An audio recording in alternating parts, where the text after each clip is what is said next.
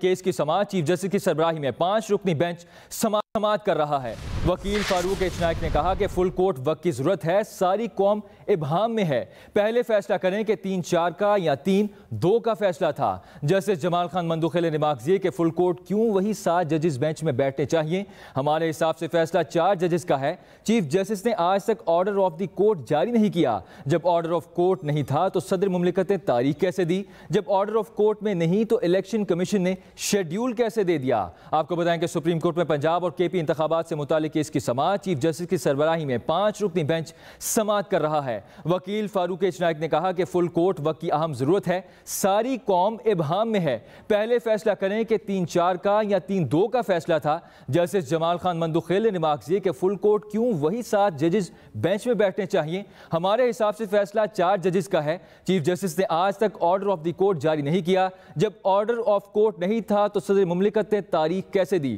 اسی پر بات کر لیتے ہیں نمائندہ ایکسپریس نیوز رضوان غلزی سے۔ رضوان بتائے گا کہ یہ سماعت کا آغاز کب ہوا اور یہ عدالتی کارروائی اب تک کہاں تک پہنچی ہے؟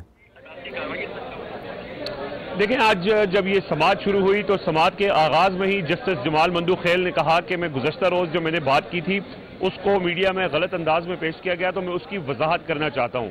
انہوں نے یہ کہا کہ جو انہوں نے اندرونی معاملہ کہا تھا وہ انتظامی امور کے حوالے سے انہوں نے اس کو اندرونی معاملہ کہا تھا، میں اپنے اختلافی نوٹ پر قائم ہوں، اور انہوں نے یہ کہا کہ جو فیصلہ تھا وہ 4-3 کی اکثریت سے تھا۔ ساتھ ہی انہوں نے یہ کہا کہ جب یہ چیف جسٹس نے ابھی تک آرڈر آف دی کورٹ جاری نہیں کیا تو آرڈر آف دی کورٹ جاری نہ ہونے کے بعد کس طرح صدر مملکت تاریخ دے سکتے ہیں اور الیکشن کمیشن شیڈیول جاری کر سکتا ہے۔ ایک تو انہوں نے جب وضاحت کی تو جسٹس منیب اختر جو اس بینچ کے رکن ہیں انہوں نے کہا کہ جسٹس جمال مندوخیل بات نہ کرتے تو میں بھی جواب نہ دیتا، لیکن جو مختصر فیصلہ ہے اس میں کہیں یہ نہیں لکھا کہ یہ فیصلہ 4-3 سے تھا، اور ساتھ ساتھ انہوں نے یہ بھی کہا کہ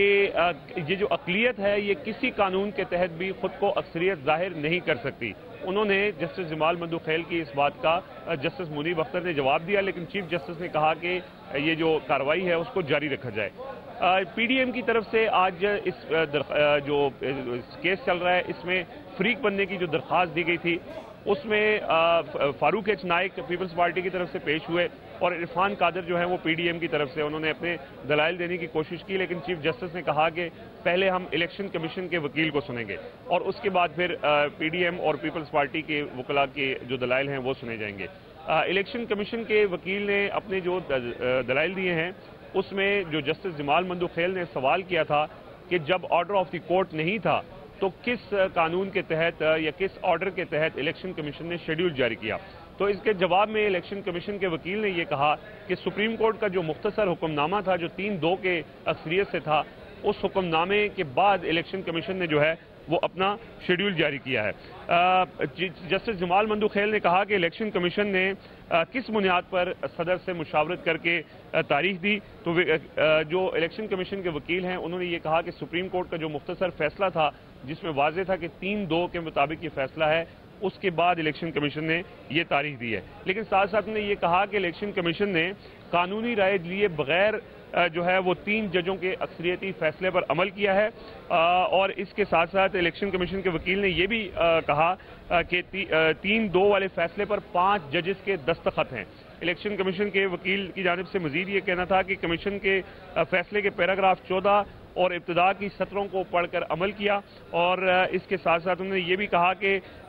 ممکن ہے کہ ہمارے سمجھنے میں غلطی ہوئی ہو۔ یہ جو سجیل سواتی ہیں الیکشن کمیشن کے وکیل وہ اس وقت اپنے دلائل دے رہے ہیں اور انہوں نے کہا ہے کہ اسی بات کے مطابق ہم نے الیکشن کمیشن نے عمل کر کے شیڈیول جاری کیا۔ جسٹس منیب اختر نے یہ کہا کہ کھلی عدالت میں 5 ججز نے مقدمہ سنا اور فیصلے پر دستخط کیے۔ اب اور بینچ ری کانسٹیٹیوشن کے حوالے سے بھی انہوں نے بات کی۔